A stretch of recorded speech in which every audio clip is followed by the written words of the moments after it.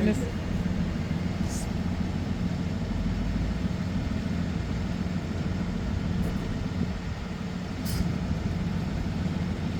Current പോയി കഴിഞ്ഞാൽ കറണ്ടിനെ വിളിച്ച് കറണ്ട് വരുന്നു നോക്കിയിരിക്കുന്ന ജോൺ വർഗീസ്.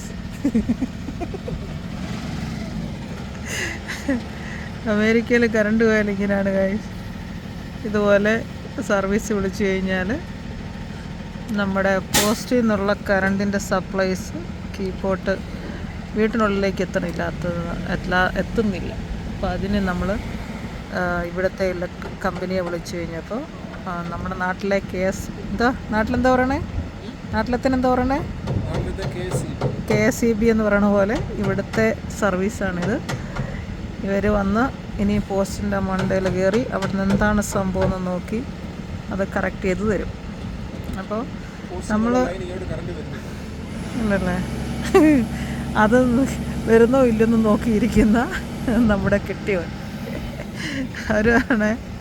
നമ്മൾ കമ്പ്യൂട്ടർ വഴി നമ്മുടെ പ്രശ്നങ്ങൾ പിന്നെ ഇമെയിൽ സെൻഡ് ചെയ്ത് കഴിഞ്ഞാൽ അപ്പം തന്നെ ആൾക്കാർ പെട്ടെന്ന് വരും.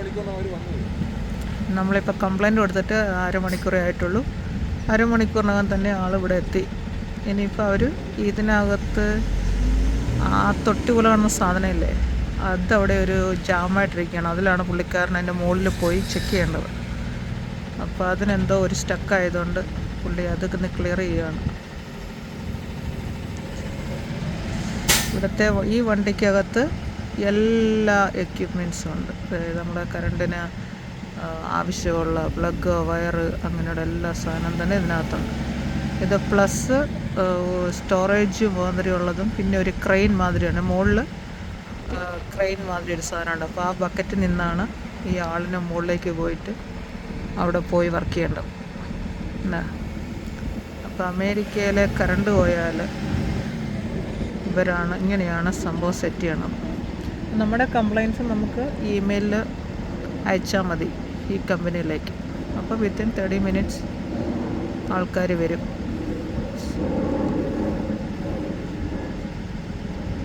ഇന്നലത്തെ കാറ്റോട് ഓടുകയാണെങ്കിൽ നമ്മുടെ ഈ പോസ്റ്റിൽ നിന്ന് ഇങ്ങോട്ട് വരണ ഒരു ലൈന് പോയി. അതാണ് നമ്മുടെ പ്രശ്നം.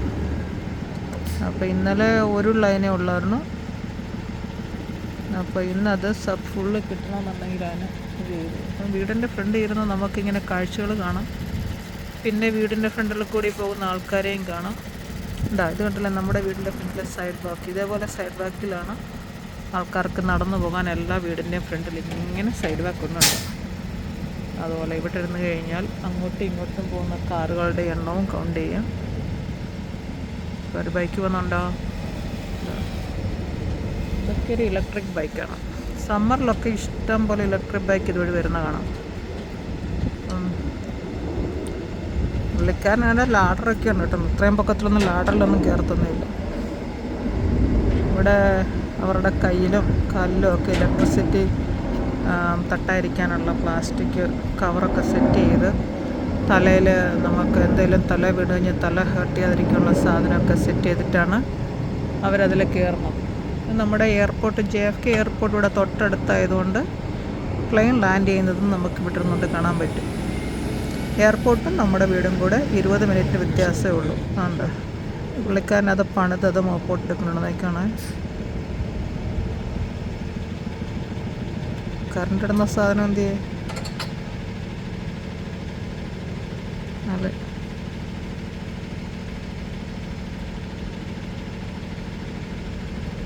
അതിൻ്റെ അകത്തെ പ്ലഗ് കാര്യങ്ങൾ, പിന്നെ കറണ്ട് കയ്യിൽ അടിക്കാതിരിക്കാനുള്ള സാധനമാണ് ആ റബ്ബർ. പിന്നെ പുള്ളി നിൽക്കുന്ന കയ്യാറ ഉറയും കറണ്ട് എത്താതിരിക്കാനുള്ള കയ്യറ. പിന്നെ പുള്ളി നിൽക്കുന്ന ബക്കറ്റ് സേഫാണ്. പിന്നെ അത് എന്താ മുകളിൽ എന്താണ് പ്രശ്നമെന്ന് അറിയാനാണ് പുള്ളി അതിൻ്റെ മുകളിലേക്ക് പോകണത്. ഇവിടെ നമ്മുടെ നാട്ടിലെ KSEB പോലെയാണോ ഇതെന്ന് നിങ്ങൾ കമൻറ്റ് ചെയ്യണേ. എന്താണ് പ്രശ്നമെന്ന് പുള്ളി മുകളിൽ പോയിട്ട് നോക്കിയിട്ട് അറിയാൻ പറ്റും. ഈ പോസ്റ്റിൽ നിന്ന് നമ്മുടെ വീട്ടിലേക്കുള്ള സർവീസ് എത്തണില്ല, അതാണ് പ്രശ്നം. എന്തായാലും ഈ സംഭവം നോക്കട്ടെ. നമ്മൾ വീടിൻ്റെ ക്ലോസിലിരിക്കുന്നതുകൊണ്ടാണ് കേട്ടോ ഇങ്ങനെ കിട്ടത്തുള്ളൂ കേട്ടോ. അല്ലെങ്കിൽ പിന്നെ ഇച്ചിരി ദൂരം കൂടെ പോകണം. അതെനിക്ക് തോന്നാം ആ ബലൂണിൻ്റെ വയർ അവിടെ ചുറ്റിയതാണോന്നൊരു സംശയമുണ്ട് അച്ഛന്. ഇവിടെ ഇന്നലെ ഒരു ബലൂൺ, ഒരു പാർട്ടിയുടെ ബലൂൺ ഇവിടുന്ന് കറങ്ങിപ്പോയായിരുന്നു. ആ ബലൂണിൻ്റെ വയർ അവിടെ ചുറ്റിയതാണോന്നൊരു സംശയമുണ്ട്. കാരണം പുള്ളിക്കാരൻ അതൊക്കെ കട്ട് ചെയ്തെടുക്കുക. ഇതാണ് പ്രശ്നം. വഴിക്ക് ഈ ഉള്ള പിള്ളേരെല്ലാം എന്തെങ്കിലുമൊക്കെ ബലൂണും കാര്യങ്ങളൊക്കെ വീർപ്പിച്ചിടും. അത് കാറ്റത്ത് പറന്ന് പോയിട്ട് ഇതുപോലുള്ള വയറിലൊക്കെ ചെന്ന് കുറ്റി ചെയ്ത് കഴിഞ്ഞാലുള്ള പ്രശ്നമാണ് അല്ലേ. ഇന്നലെ ഏതോ ഒരു ഇതുവഴി ബലൂണൊക്കെ പാസ് ചെയ്ത് പോകണമെന്ന് എൻ്റെ കെട്ടിയാൻ പറഞ്ഞാണ്. കറക്റ്റാണോ ദൈവത്തിനറിയാം.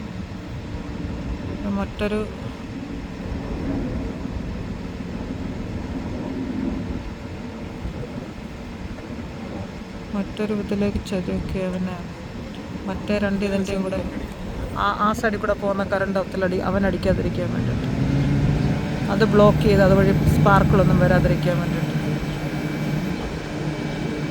ഇപ്പുറത്തൂടെ ഉള്ള ഇത് അവർ കവർ ചെയ്തതിന് ശേഷമേ നമ്മുടെ വീട്ടിലേക്കുള്ള ലൈനിൽ അവന് വർക്ക് ചെയ്യത്തുള്ളൂ. ആ രണ്ട് സൈഡിലും കൊണ്ടുവന്ന് ക്ലിപ്പിടും. ഉണ്ടോ?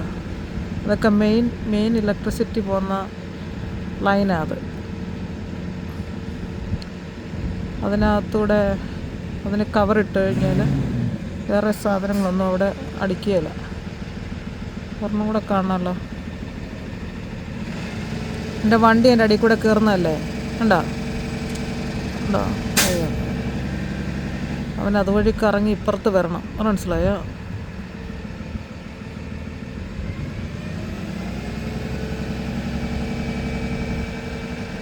ഇവിടെ വന്നെങ്കിൽ അതിൻ്റെ കറക്റ്റ് കാര്യങ്ങൾ നോക്കാൻ പറ്റുള്ളൂ.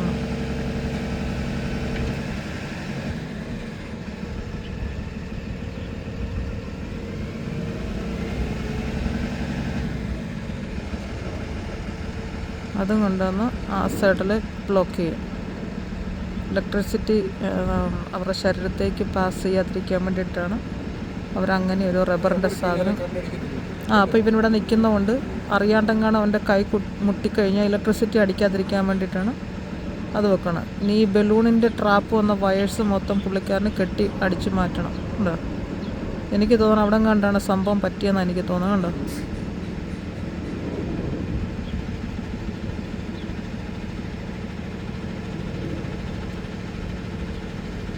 അതാ പിന്നെ ഇച്ചിരി മുമ്പ് നിങ്ങളുടെ ഫ്രണ്ട് കൊണ്ടുവന്നില്ലേ? കറണ്ടുണ്ടോ ഇല്ലെന്നറിയുന്ന സാധനം അത്.